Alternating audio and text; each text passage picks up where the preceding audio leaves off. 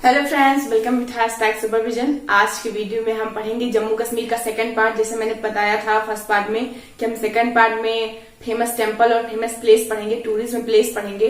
ठीक है, तो आज हम वही पढ़ने वाले हैं, फेमस टेम्पल और टूरिज्म प्लेस पढ़ने वाले हैं। तो मैं 10 इंपॉर्टेंस फेमस टेम्पल और 10 इंपॉर्टेंस फेमस टूरिज्म प्लेस, इसके बारे में डिस्कस करेंगे हम लोग। ठीक है, मैं पूरी कोशिश करूंगी जैसे आपको फर्स्ट पार्ट समझ में आया था, मैं भी समझ में आया कि नहीं ये तो मैं नहीं जानती, तो जैसा आपको समझ में आया होगा तो मैं पूरी कोशिश करूंगी कि आपको ये पार्ट भी अच्छे से समझ में आए।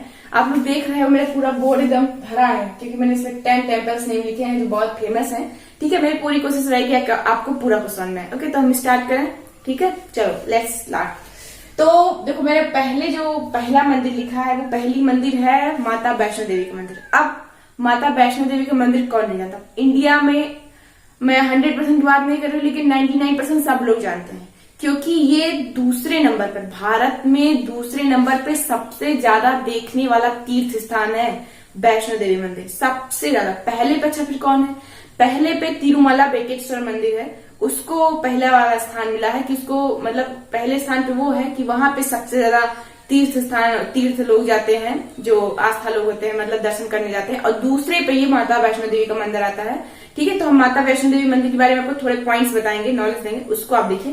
तो देखो मैंने क्या लिखा है कि उधमपुर जिले में कटरा शहर है। उधमपुर जिला जम्मू कश्मीर का एक जिला है उधमपुर जिले में कटरा शहर है। कटरा शहर में त्रिकुट पहाड़ी के ऊपर, क्योंकि जम्मू कश्मीर पहाड़ियों का देश है, तो त्रिकुट पहाड़ी के ऊपर माता वैष्णो देवी का मंदिर है। और वैसे तो 42 किलोमीटर की इसकी दूरी है, लेकिन 14 किलोमीटर जो है इसकी पैदल यात्रा है। माता वैष्णो देवी के मंदिर तक जाने से पहले आपको 14 किलोमीटर पैदल चल के जाना पड़ेगा, जो एक तरीके से बहुत हार्ड चढ़ाई है, बहुत डिफिकल्ट वाली चढ़ाई है। मैं 3 बार गई हूँ सच में। तो माता वैष्णो देवी का मंदिर बहुत ही, आप समझ, मैंने फैक्ट भी लिखा है, ये देखो फैक्ट लिखा है कि भारत में दूसरा सर्वाधिक देखे जाने वाला तीर्थ स्थान है। पहले पे तिरुमला वेंकटेश्वर मंदिर, वो भी लिख दिया है। ठीक है, इतना पता चल गया आपको। माता वैष्णो देवी में 3 माता रानी की पूजा होती है, लक्ष्मी और काली और सरस्वती, 3 माता रानी की पूजा होती है। ठीक है, बहुत ही अच्छा जगह है, बहुत ही सुंदर प्लेस है ये। ठीक है, सेकंड पे आता है अमरनाथ। अब जैसे जम्मू कश्मीर में माता वैष्णो देवी को सब लोग जानते हैं, वैसे अमरनाथ को भी कौन नहीं जानता? अमरनाथ सबसे फेमस टेम्पल है भोलेनाथ का, सबसे फेमस टेम्पल है भोलेनाथ का। और भोलेनाथ की फैन फॉलोइंग भारत में सबसे ज्यादा है, उसमें से मैं भी एक हूँ। भोलेनाथ की फैन फॉलोइंग में मैं भी एक हूँ। तो इतनी बड़ी फैन फॉलोइंग है, और ये जो मंदिर है काफी फेमस है, बहुत फेमस। यहाँ पे हर साल, हर महीने कहो हर दूसरे तीसरे दिन आपदा है, लेकिन यहाँ पे भीड़ कभी कम नहीं होती है। आप देखोगे तो बहुत भीड़ लगी रहती है। ठीक है, तो मैं आपको इस मंदिर के बारे में बताती हूँ थोड़ा सा। तो देखिए, अमरनाथ मंदिर कश्मीर राज्य में एक श्रीनगर शहर है, उसमें स्थित है। श्रीनगर शहर से समुद्र तल से 13,600 फुट की ऊंचाई पर स्थित है। ये देखो मैंने लिखा है, कहाँ लिखा है? ये देखो लिखा है 13,600 फुट की ऊंचाई पर स्थित है समुद्र तल से। कश्मीर राज्य के श्रीनगर शहर में स्थित है, 13,600 फुट की ऊंचाई पर स्थित है। और इसको, इसकी फैक्ट क्या है? फैक्ट इसका यह है कि इसको तीर्थों का तीर्थ कहा जाता है। तीर्थों का तीर्थ अमरनाथ को कहा जाता है, तीर्थों का तीर्थ इसको कहा जाता है। और इसके देखो, इसमें रोचक बात क्या है, आश्चर्यजनक, हर मंदिर में एक ऐसी चीजें होती जो मतलब अनबिलीवेबल होती, क्या ये कैसे हो गया? ठीक है ना। तो इसमें जो रोचक बात ये है कि जो अमरनाथ की गुफा है उसमें देखोगे तो आप ऐसे भरभरी क्या कहते हैं, बर्फ मिलती है। भरभरी बर्फ मतलब उसको आप ऐसे हाथ में उठाओगे तो सारा गिर जाएगा।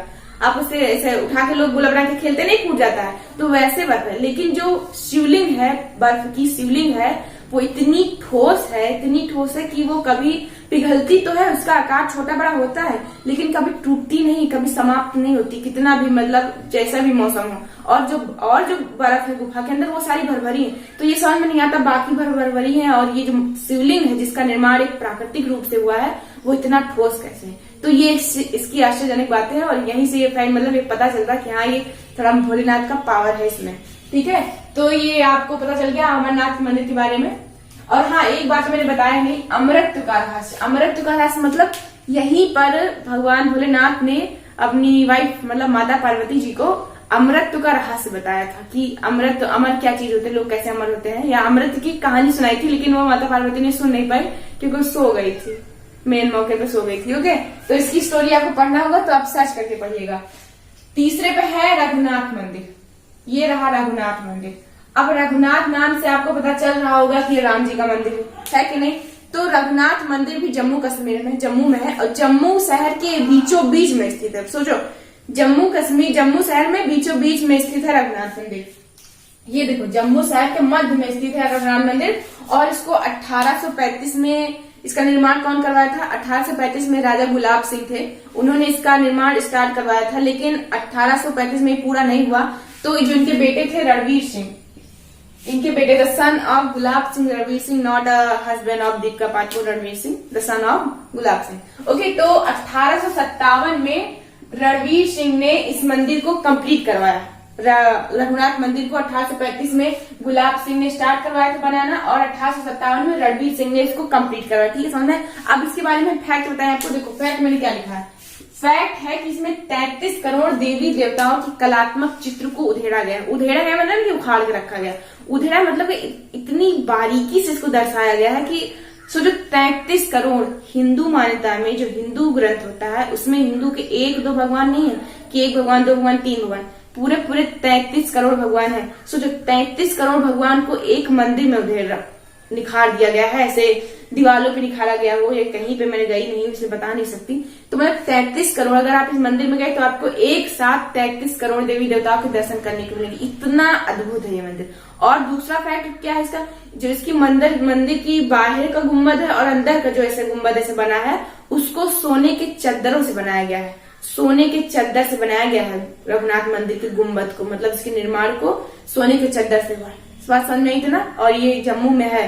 वैसे 3 बार गई हूँ, लेकिन मैं कभी रघुनाथ मंदिर नहीं घूमी हूँ। अब जाऊंगी तो पक्का घूमूंगी। ठीक है, तो ये फैक्ट हो गया देवी सोने के चद्दर। ठीक है, समझ रहा है? चौथा है रणवीरेश्वर मंदिर। अब रणवीरेश्वर से आपको समझ में आ रहा होगा कि भोलेनाथ के मंदिर है। रणवीरेश्वर मंदिर क्या?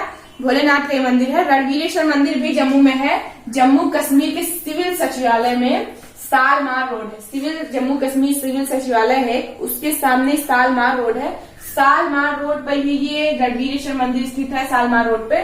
और इसको रणवीर सिंह ने बनवाया था, सन ऑफ गुलाब सिंह। मैं बार बार बोल रही हूँ कि रणवीर सिंह, आप बात समझ लीजिएगा। तो सन ऑफ गुलाब सिंह के जो रणवीर सिंह, उन्होंने इसको बनवाया था। और इसकी फैक्ट वाली बात यह कि इस मंदिर को बनने में 25 साल पूरा लग गए थे। 25 साल में ये मंदिर बनके तैयार हुआ। अब इसको देखो, मेन फैक्ट क्या है। मेन फैक्ट में ये है कि इस मंदिर में 7.5 फुट की शिवलिंग है। 7.5 फुट की। यहाँ लोग 6 फुट हो जाते हैं ना, तो कहते हैं यार कितना लंबा हो गया तू, 6 फुट, मतलब 6 फुट था, 6.5 फुट, अरे 6 फुट, 6.5 फुट।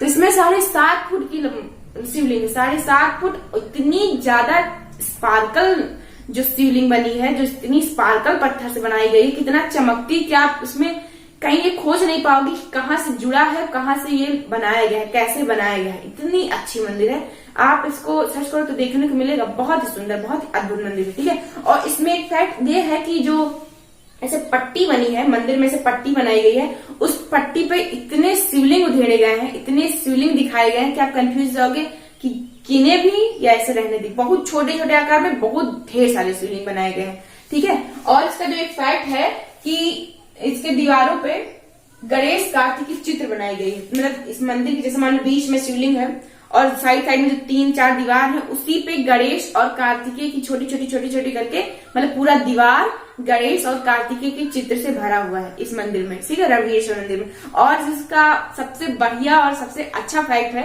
मुझे मेरे पसंद आता है कि इस मंदिर में नंदी बाबा की मूर्ति है। पीतल की नंदी बाबा की मूर्ति, काफी बड़ी मूर्ति है। उस मूर्ति की मान्यता है कि अगर कोई भी पर्सन, कोई भी श्रद्धालु जाता है और अपनी मनोकामना को नंदी बाबा के कान में कह देता है, तो ऐसा ना कहो कि सबको सुनाई पड़े, मतलब धीरे से कह देता है, तो उसकी मनोकामना जो भी होती है वो पूर्ण हो जाती है। ठीक है, तो जिसके मन में जो भी होगा इच्छा और वो नहीं पूरा हो रहा है, तो नंदी बाबा के कान में जाके कह दे रणवीरेश्वर मंदिर में पूरा हो जाएगा। तो हमें भी बताना, हम भी जाएंगे। ओके, तो ये हो गया हमारा चौथा कि रणवीरेश्वर मंदिर 7.5 फुट की शिवलिंग है और कार्तिकेय की चित्र है, गणेश कार्तिकेय की, पीतल के नंदी बाबा है इस मंदिर में। 5वां है मार्तंड सूर्य मंदिर। मार्तंड सूर्य मंदिर, देखो सूर्य मंदिर की बात करें तो भारत में 4 सूर्य मंदिर हैं। एक तो उड़ीसा में है, एक गुजरात में है, एक राजस्थान में है और एक जम्मू में है। जम्मू वाले सूर्य मंदिर को कहते हैं मार्तंड सूर्य मंदिर। तो हम इसी सूर्य मंदिर के बारे में डिस्कस कर रहे हैं, मार्तंड सूर्य मंदिर। इसका जो निर्माण काल है वो 490 से 555 ईसा पूर्व हुआ है, लेकिन इसमें कोई मतलब क्लियरिटी नहीं कि हाँ इसी ईयर में हुआ है। मतलब कुछ संभावता लगा, संभावता इस ईयर में हुआ होगा, मतलब कुछ संभव नहीं, मतलब कुछ पक्की बात एकदम श्योरली नहीं पता है किसी को किस साल में इसका निर्माण हुआ है। तो और इसको किसने बनवाया, तो इसको कारकोटा राजवंश के राजा थे ललितादित्य।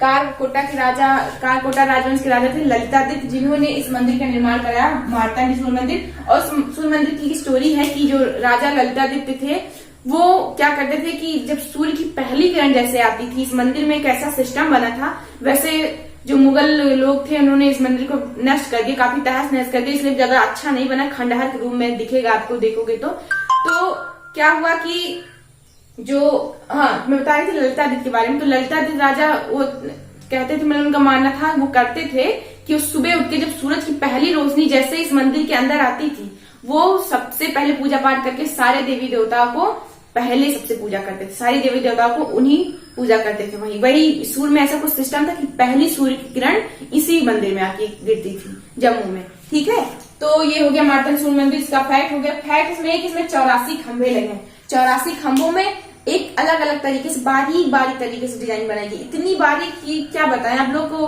बिलीव नहीं होगा कि यार इसको किसी आर्टिस्ट ने बनाया होगा। और इसमें एक फैक्ट और है कि इसमें बहुत तब के जमाने के पुराने बर्तन, जो लोटा का और थड़िया और गिलास कटोरी जो हुआ था ना, हांडा बटला जो होता गोल गोल, वो सारे पुराने बर्तन इस मंदिर में अभी भी रखे हैं। ठीक है, मार्तंड सूर्य मंदिर में। अब हम बात करते हैं पीर खोर मंदिर। पीर खोर मंदिर तवी नदी के किनारे, लिखा तवी नदी के तट पर है। इसका दूसरा नाम है, जम्मू में एक तवी नदी है, मैंने बताया था, मैंने भूल गई, बताया था मैंने फर्स्ट वीडियो में, कहा था कि मैं आपको बताऊंगी स्टोरी की जम्मू का निर्माण कैसे हुआ। तो अभी मैं सुना रही हूँ, स्टोरी सुना रही, बहुत अच्छी स्टोरी है। तो दूसरा जो नाम है इस मंदिर का, पीर खोर मंदिर का दूसरा नाम है जामंत गुफा। अब जामंत गुफा क्यों पड़ा, क्योंकि ऐसा मानना है कि जब रामायण खत्म हो गया था तो जामन तो मरे नहीं थे, तो एक जामंत और हनुमानी जी तो बचे थे, बाकी तो रामायण जो हुआ था उसमें सारे लोग मर गए थे। तो जामंत जी ने यहाँ पे बहुत दिनों तक समाधि ली थी, मतलब बहुत दिनों तक तपस्या की थी। तपस्या कैसे होती है, ऐसे हाथ जोड़ के ऐसे समाधि की स्थिति में होती नहीं है, तो बहुत दिनों तक इसमें जामंत ने जो तपस्या की थी, इसलिए इसका जामंत गुफा पड़ा। और इसका दूसरा रीजन पीर खो नाम इसका इसलिए पड़ा क्योंकि जामन के बाद भी इसमें बहुत बड़े पीर फकीर जो ऋषि होते थे, महर्षि लोग होते थे, वो इस गुफा में आके लीन होते थे और तपस्या करते थे। ये गुफा जंगलों के बीच में स्थित है। जंगल गुफा के साइड में बहुत बबूल के पेड़ लगे हैं, बहुत पहाड़े हैं, मतलब बहुत अजीब जगह पे ये स्थित है जामंत गुफा। ओके, समझ में बात। इसका फैक्ट बताया मैंने, ये देखो फैक्ट लिखा है। नेक्स्ट है सातवां जो है वो है बाहु किला मंदिर। बाहु किला मंदिर हिमालय पर्वत पे और तवी नदी के किनारे, हिमालय पर्वत और तवी नदी के किनारे बाहु किला स्थित है। ये मैं आपको बता दूं, इसको बाहुलोचन राजा बाहुलोचन थे, उन्होंने इसका निर्माण करवाया था। ये जम्मू का सबसे पुराना किला है। बाहु किला जम्मू का सबसे पुराना किला है, कम से कम 3000 साल पहले पुराना किला है ये जम्मू का। ठीक है, तो अब मैं मंदिर क्यों लगा इसमें बाहु किला मंदिर, क्योंकि इस किले के अंदर एक काली माता की मंदिर है। काली माता के मंदिर में मंगलवार और शनिवार की पूजा होती है। और इस किले में एक बहुत बड़ा बाग है, उस बाग में आप जब घूमने जाओगे तो आपको जम्मू पूरा शहर से दिखने को मिल जाएगा। पूरा शहर, इतना अच्छा बाग है वो, उसको बागे बाहु कहते हैं। क्या कहते हैं, बागे बाहु। उस बाग को बागे बाहु कहते हैं। और ऐसा मानता है कि अगर इस बाग से कोई फूल उठा के, मतलब फूल लाके माता को चढ़ाता है, काली माता को, तो उसकी मनोकामना पूरी हो जाती है। और इसमें एक मत्स्य तालाब भी, जहाँ पे बहुत सारी मछलियां हैं, और उस तालाब की कहानी कुछ अलग है, बहुत अच्छा तालाब है वो। ठीक है, नेक्स्ट जो आता है, ये देखो मैंने लिखा है जम्मू का सबसे पुराना किला और काली मंदिर, बागे बाहु, मत्स्य किला। 8वां है शुद्ध महादेव। शुद्ध महादेव का नाम बहुत ही, देखो शुद्ध महादेव आपको पता चल रहा भोलेनाथ, तो ये भी भोलेनाथ का मंदिर है। भोलेनाथ की, ये जम्मू मंदिरों का शहर है, बहुत मंदिर है यहाँ पे, बहुत ज्यादा मंदिर है। तो भोलेनाथ का मंदिर ये 28,000 साल पहले बना था। 28,000 साल पहले, मतलब बहुत पुरानी इसकी मानता है। 28,000 साल पहले, 28,000 साल पहले मतलब कुछ माने हुआ भैया, 28,000 पहले, 28,000 साल पहले। ये पटनीटाप में स्थित है, जम्मू के पटनीटाप में स्थित है। इसकी जो एक स्टोरी है, बहुत रोचक स्टोरी है। स्टोरी ये है कि एक बार पार्वती माता यहाँ पे आई थी पूजा करने। तो अब हम नेक्स्ट हमारा जो है शुद्ध महादेव मंदिर। शुद्ध महादेव मंदिर का निर्माण 28,000 साल पहले हुआ था। ये पटनीटाप में स्थित है। पटनीटाप जम्मू कश्मीर का एक शहर है, वहां पे स्थित है शुद्ध महादेव। और इसका निर्माण कितने साल पहले हुआ था, 28,000 साल पहले। 1, 2, 3 साल पहले नहीं, पूरा 28,000 साल पहले हुआ था। ये महादेव का बहुत ही फेमस टेम्पल है। बहुत ही अच्छी स्टोरी है इस टेम्पल में। टेम्पल में स्टोरी क्या है कि माता पार्वती एक बार यहाँ पे पूजा कर रही थी, और तो एक राक्षस भक्त था जो महादेव का था, वो भी यहाँ पे पूजा करने आया। तो जब माता पार्वती की पूजा करके उनकी जब आंख खुली तो उतने डरावने राक्षस को देख के उतना डर गई और इतनी तेज से चिल्लाई कि उनकी आवाज जब शिव जी के कान में पड़ी तो उनको लगा कि माता जी किसी प्रॉब्लम है। तो वहीं से वो त्रिशूल फेंक के मारे और उस राक्षस के जाके पेट में घुस गया और वो मर गया तुरंत। और जब महादेव को पता चला कि ये तो मेरा भक्त था, पूजा करने आया, तो उन्होंने कहा कि मैं तुमको पूरा जीवित करना चाहता हूँ। तो वो बोला कि नहीं नहीं, अब मैं अपने आराध्य देव के हाथ से मर के बहुत खुश हूँ, मैं पूरा जीवित नहीं होना चाहता हूँ। तो महादेव ने खुश होकर कहा कि आज से जो जगह है, ये मेरे मंदिर है, वो आपके नाम पे होगा, शुद्ध महादेव। इसीलिए उसका नाम शुद्धन था, शुद्धन नाम था, तो इसीलिए उसका नाम पड़ गया शुद्ध महादेव। और यहाँ का जो फैक्ट है वो बहुत ही अमेजिंग फैक्ट है। फैक्ट ये है कि महादेव की जो त्रिशूल की 3 नोक होती है, वो तीनों नोक यहाँ पे जमीन में गड़ी हुई है। ये देखो मैंने लिखा है 3 टुकड़े जमीन में, मतलब त्रिशूल के 3 टुकड़े वो जमीन में गड़े हुए हैं इसी मंदिर में। मंदिर कहाँ है? पटनी टॉप में, जरूर घूमेगा। ओके, बहुत अच्छा प्लेस है। नेक्स्ट है हमारा अवंती स्वामी मंदिर। अवंती स्वामी मंदिर झेलम नदी के किनारे है और ये अनंतनाग जिले में है। अनंतनाग जिले में बसा है अवंती स्वामी मंदिर। और ये यहाँ पे गार्डन बहुत अच्छा है, बहुत ही अच्छी यहाँ पे फुलवारी है, बागवानी। आप देखोगे तो बहुत ऐसे बीच में ऐसे टाइप कुछ मंदिर है, ऐसे बीच में मंदिर बना है और साइड साइड में पूरा गार्डन गार्डन है, पूरा एकदम। आप जाओगे तो आपका दिल भी एकदम गार्डन गार्डन हो जाएगा। ठीक है, तो ये मंदिर का फैक्ट क्या है? मंदिर का फैक्ट इसमें ज्यादा कुछ नहीं है। इसी मंदिर अपने कलात्मक चित्र के लिए बहुत प्रसिद्ध है।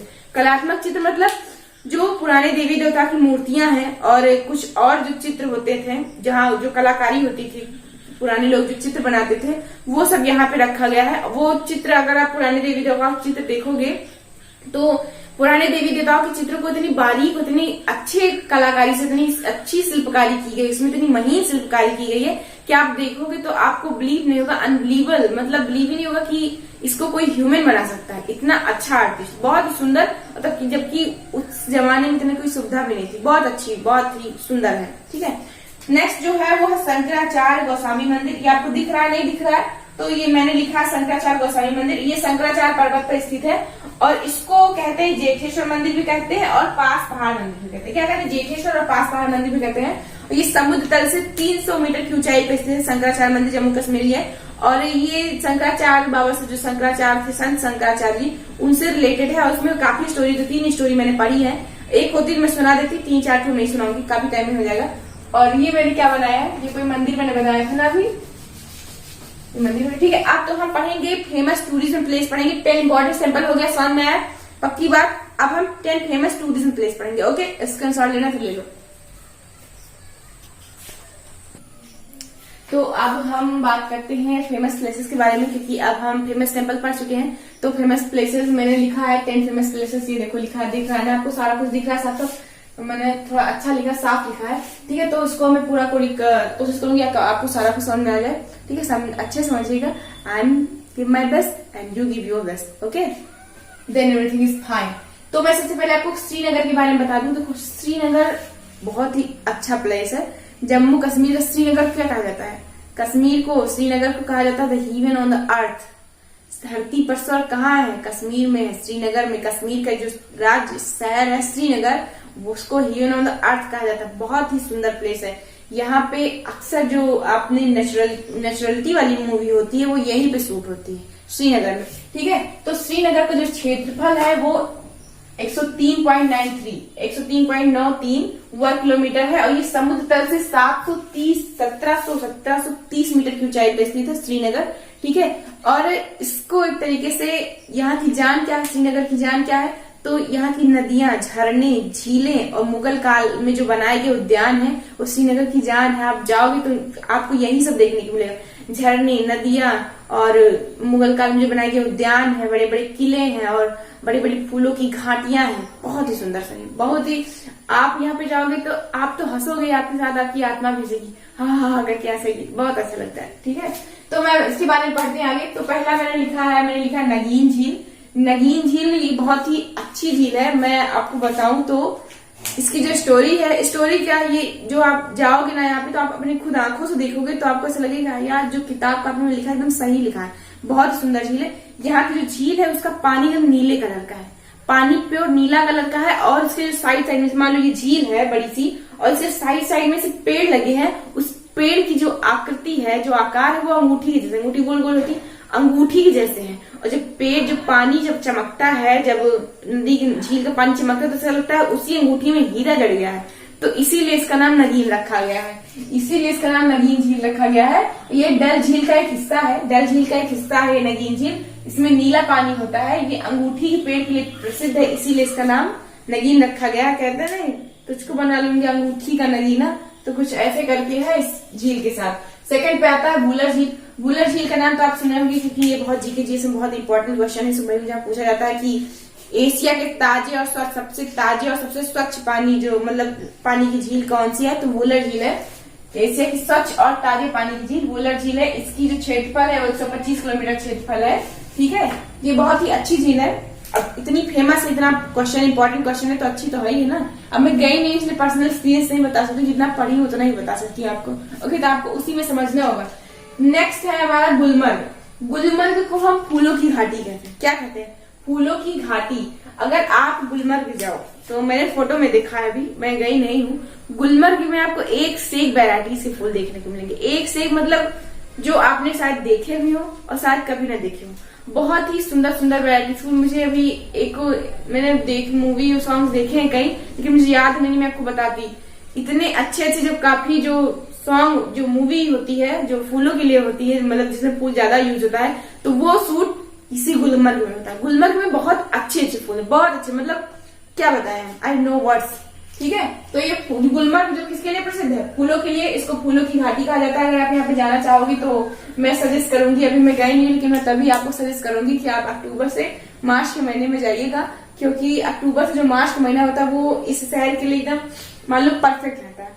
नहीं तो यहाँ पे भैया ऊपर है तो ठंड भी होती होगी, पहाड़ भी होते हैं, बहुत ठंड होती है, बहुत ठंड होती है। जो श्रीनगर जम्मू कश्मीर का ग्रीष्मकालीन राजधानी श्रीनगर, मैंने बताया था फर्स्ट वीडियो में। ठीक है, नेक्स्ट क्या है? सोनमार्ग। सोनमार्ग लेह से जाने वाला मार्ग है, श्रीनगर से लेह जाने वाला मार्ग है। ये अपने सोने के पानी के लिए प्रसिद्ध है। सोनमार्ग एक झील है, सोने के पानी, इसमें सोने का पानी नहीं रहता है, इसका जो पानी रहता है उसका कलर ही ऐसा कुछ है कि आप उसमें से कुछ डाल के इसे निकालोगे ना, तो उसका कलर सोने जैसे होगा। मतलब कुछ भी आप उसमें डालोगे तो वो अपने आप को एक सोने की जैसे समेट लेता है, उसको एकदम सोना बना देता है। इसके लिए प्रसिद्ध है सोनमार्ग। और बहुत ही, सोचो, ये नदी, नगीन नदी ब्लू ब्लू लगती है, सोनमार्ग नदी झील जो है वो गोल्डन गोल्डन लगती है। मतलब आप जब श्रीनगर जाओगे तो आपको हर रंग के तरीके से, मतलब हर रंग आपको देखने को मिलेगा किसी न किसी में। अगर रियलिटी वाली नेचुरलिटी देखनी है देन यू गो श्रीनगर, पक्की बात है। ठीक है, नेक्स्ट है लेह महल। लेह महल का निर्माण जो वो सिंह नाम ज्ञान ने किया था। ये सिंह ज्ञान नाम उस समय शायद वो चीन के रहे हो, चाहे जहाँ के रहे, क्योंकि उधर ही तो पड़ता है ना ट्रेन। तो सिंह नाम ज्ञान ने किया था, 16वीं शताब्दी में किया था। अगर आप इस जगह पे जाते हो, कहाँ पे जाते हो? लेह महल में, तो आपको मान लो अगर आप बुद्ध भगवान के प्रचारक हो या उनके प्रशंसक हो, तो आपको उनके जीवन में एकदम तरीके से, अभी आप जानते हो तो उन्हीं सब किताब में पढ़े हो, उनको आपको एकदम रियलिटी में जानने का मौका मिलेगा। मतलब इस जगह पे इतनी अच्छी अच्छी पेंटिंग्स रखी है उनकी, कि उन पेंटिंग्स को देख के आपको लगे कि हम उनकी एकदम रियल लाइफ में पहुंच गए। वाह, इतनी अच्छी अच्छी पेंटिंग्स, बहुत ही सुंदर पेंटिंग। मतलब कौन कौन और जो आर्टिस्ट बनाए होंगे उनका भी नाम लिखा होगा, लेकिन इतनी जीवांत चित्रित किया गया है, इतना जीवांत तरीके से उनको बनाया गया है कि आप उसको एकदम रियलिटी में फील करोगे, एकदम रियलिटी में। मतलब उनके गौतम बुद्ध के जीवन को एकदम अच्छे से चरितार्थ कर दिया गया है, रियलिटी में निकल गया। और पेंटिंग्स, आई लव पेंटिंग्स, बहुत अच्छी होती है पेंटिंग। मुझे भी पेंटिंग बनाना बहुत अच्छी है और बहुत अच्छी लगती है। ठीक है, बहुत माइंड को बहुत रिलैक्स मिलता है पेंटिंग जब हम करते हैं, तो बहुत कैजुअली फील होता है। ठीक है, नेक्स्ट जो है Stark Palace Museum. Stark Palace Museum में अगर आप जाओगे तो आपको पुराने जमाने से बढ़िया मतलब अच्छी नॉलेज मिलेगी, क्योंकि वहां जैसे स्टार्क पैलेस म्यूजियम में पुराने जमाने के पत्थर, जो कीमती पत्थरें कितने प्रकार की होती हैं, नीली, पीली और बैगनी, कितने तरीके से एकदम स्टोन वाली, हीरे वाली, कितने तरीके से पत्थर होते हैं। तो वो पुराने पत्थर, शाही मुकुट, शाही वस्तुएं और जो सिक्के हैं वो सब आपको देखने को मिलेंगे कि पहले जमाने में क्या कैसे होता था। अब शाही ड्रेस आपको सिर्फ सीरियल में देखो, सीरियल में जो दिखा दिया गया है कि राजा लोग ऐसे पहनते थे वही जानते हो, लेकिन आप यहाँ पे जाओगे तो आपको रियलिटी में दिखने को मिलेगा कि हाँ ये पहले का वस्तु है, ये पहले की जो वस्तु है जो राजा लोग ऐसे पहनते थे। अब तो दिखा दिया जाएगा, ऊपर से सदरी रहता है, बेल्ट रहता है चमकीला टाइप बांधने वाला, और इतना चमकीला रहता नहीं, लेकिन वो कैमरे से इतना चमकीला दिखा दिया जाता है जिसमें हमें हीरे हीरे ही जड़े हैं। कहाँ देखे हम बता रही हूँ मैं आपको, मैं जो अकबर में देखी वही बता रही हूँ आपको, ठीक है। तो स्टार पैलेस म्यूजियम हो गई है, यहाँ पे कीमती पत्थर, पुराने सिक्के, शाही मुकुट, अन्य शाही वस्तुएं आपको देखने को मिलेगी, ठीक है। आप जरूर जाइएगा, बहुत अच्छा लगेगा। कारगिल की बात करें तो कारगिल लद्दाख का सबसे बड़ा क्षेत्र है, सबसे बड़ा कस्बा है, और ये श्रीनगर से लेह राष्ट्रीय मार्ग के बीच में पड़ता है, बीच में आता है। और ये यहाँ पे अगर आप जाओगे तो कारगिल के अलावा सुरू घाटी, गुलबेग, जांस्कर, करसा आदि स्थानों को, मतलब आज जगह है वो देखने योग्य है, आप ये भी देख सकते हो। और कारगिल जाओगे तो एक जो अलग वाली फीलिंग होती है, इंडियन आर्मी वाली फीलिंग, आर्मी आप नहीं भी हो तभी आपको अंदर से इंडियन आर्मी वाली फीलिंग आएगी। काफी अच्छा प्लेस है ये कारगिल, ठीक है। इसके बारे में वहां पे उस मूवी में दिखाया जाता तो है, कौन सी मूवी है जो भी आई, किस हीरो भूल गई, बहुत Uri the surgical strike, Kargil दिखाया गया ना उसमें कि नहीं दिखाया गया पता नहीं।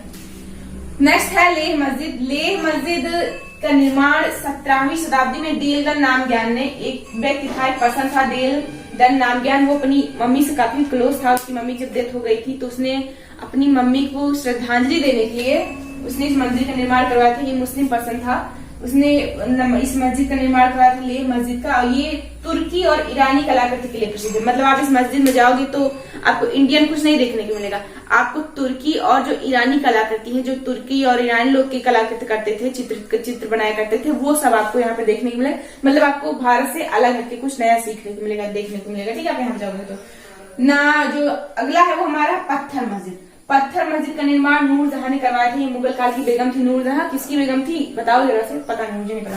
नूरजहां ने करवाया था।